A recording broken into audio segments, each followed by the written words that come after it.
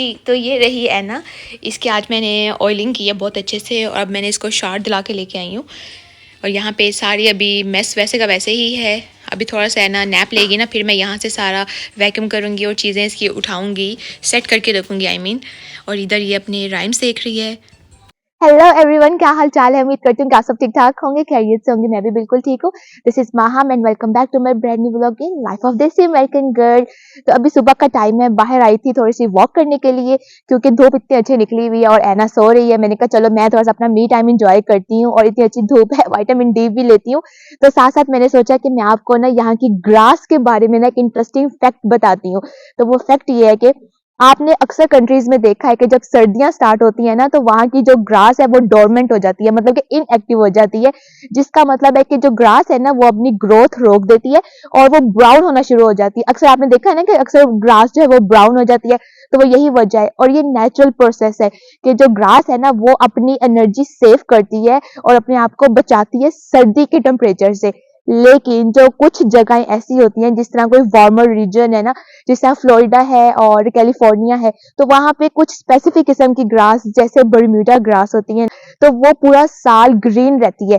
इसलिए अक्सर अमेरिका में काफी जगहों पे कुछ ग्रीन ग्रास होती है, कुछ ब्राउन ग्रास होती है। तो कितनी मजे की बात है कि ग्रास जो है ना वो अपने आप को रोक लेती है कि उसने सर्दियों में नहीं बढ़ना।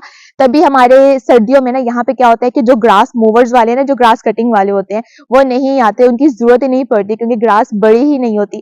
वरना गर्मियों में क्या होता है कि एक दिन ग्रास काट के जाते हैं तो दूसरे तीसरे दिन ग्रास वैसे ही बड़ी होती है। तो यहाँ पे मैं आपको वो पैच दिखाती हूँ जो अभी ब्राउन होना स्टार्ट हो गया है। और यहाँ पे मैं वेजेस भी देख रही थी, कुछ हमने शलजम लगाए हुए हैं, काफी बड़े उनके पत्ते निकल आए हैं। तो मैं आपको ना एक उनका राउंड देती हूँ और फिर हम अंदर चलते हैं। ये देखें, ये वाली जो ग्रास है ना, यानी कि ये वाला जो पैच है, इसकी मैं बात कर रही थी। ये दूर से ही नजर आ रहा है कि कैसे ये ब्राउन होना स्टार्ट हो गया है। ये देखें, यहाँ से सारा ये ब्राउन हो रहा है और आहिस्ता आहिस्ता ये पूरी ग्रास जो है ना वो पूरी ब्राउन हो जाएगी। अब इस साइड पे आते हैं। ये हमने लगाई हुई हैं मूलियां और ये भी काफी हद तक वैसे इनके पत्ते निकल आए हैं। और इस साइड पे शलजम लगाया हुआ है और इधर वही हमारे बॉक्सेस हैं। ये हमारा जो है अनियन है और ये हमारा गार्लिक। गार्लिक इस साइड पे भी लगाया है और इधर अभी कुछ भी नहीं लगाया।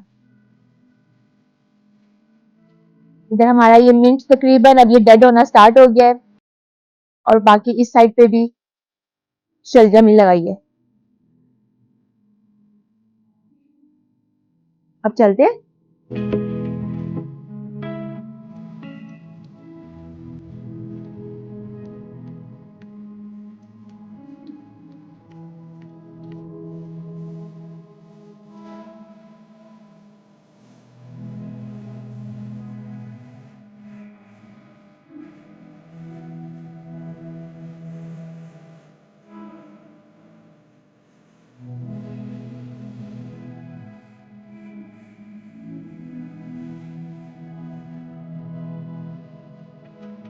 जी, तो यहाँ पे मैंने है ना कि ना सारे टॉयज अच्छे से ऑर्गेनाइज करके रख दिए हैं।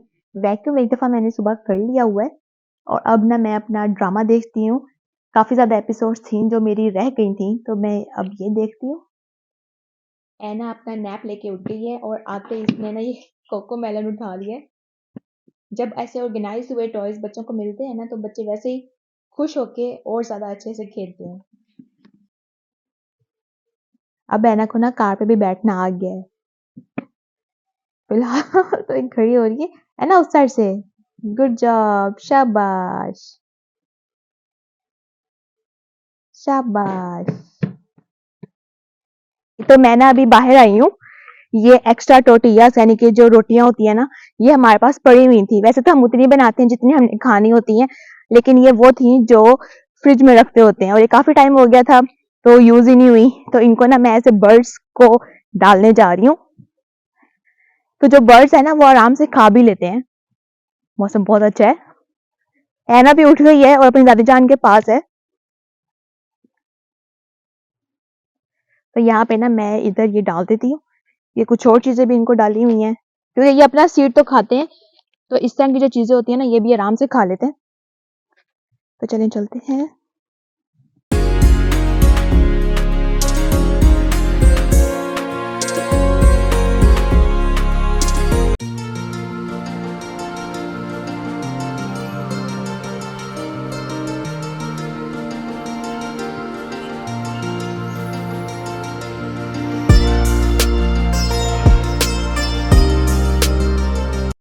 जी, तो अभी मैंने असर की नमाज़ पढ़ी है और उसके बाद थोड़ा सा मैंने कुरान पाक पढ़ा है और अब शाम के खाने में ना मैं बनाने लगी हूँ काले चने और साथ चिकन है वो बेक करती हूँ।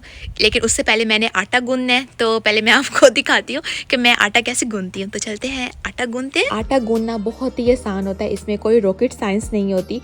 तो मैं आपके साथ एक टिप शेयर करती हूँ कि जब भी आपने आटा गूँधना है, आपने लुक वार्म वाटर लेना है, ना ज़्यादा ठंडा ना ज़्यादा गर्म, और आहिस्ता आहिस्ता पानी को आटे के अंदर मिक्स करना है।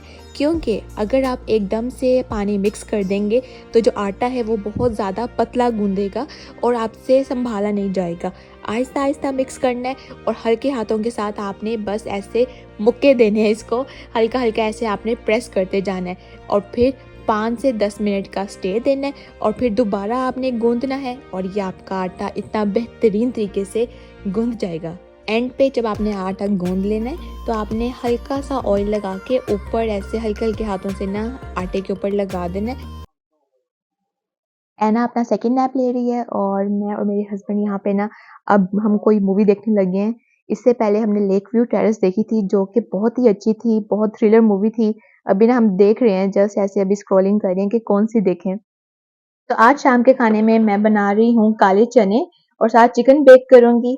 तो ये जैसे ही डन होते हैं फिर मैं आपको ना इसकी फाइनल लुक दिखाती हूँ। ये चिकन है, इसको ना मैं अब बेक करने के लिए रखने लगी हूँ।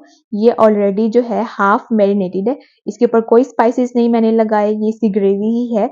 इसको ना अच्छे से मैंने मिक्स कर दिया है। तो बस अब मैं बेक करती हूँ, फिर मैं आपको दिखाती हूँ। जी, तो शाम का खाना बिल्कुल मैंने रेडी कर दिया है, मैं आपको दिखा दूँ। ये रहा हमारा चिकन जो मैंने बेक किया है और ये काले चने जिसमें बहुत ज़्यादा एनर्जी होती है। इधर मैंने रोटियाँ बनाई हैं और ये रहा हमारा सैलेड और इधर थोड़ा-सा मैंने फ्रूट रख दिया है। तो बस अब खाना स्टार्ट करते हैं। चलें।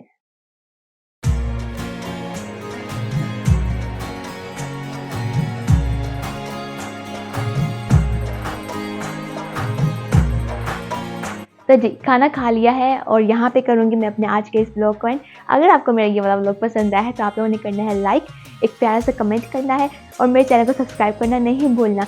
मैं मिलूँगी एक न्यू व्लॉग के साथ ही life of desi American girl में। अपना आप लोगों ने रखना है बहुत सारा ख्याल। Bye bye.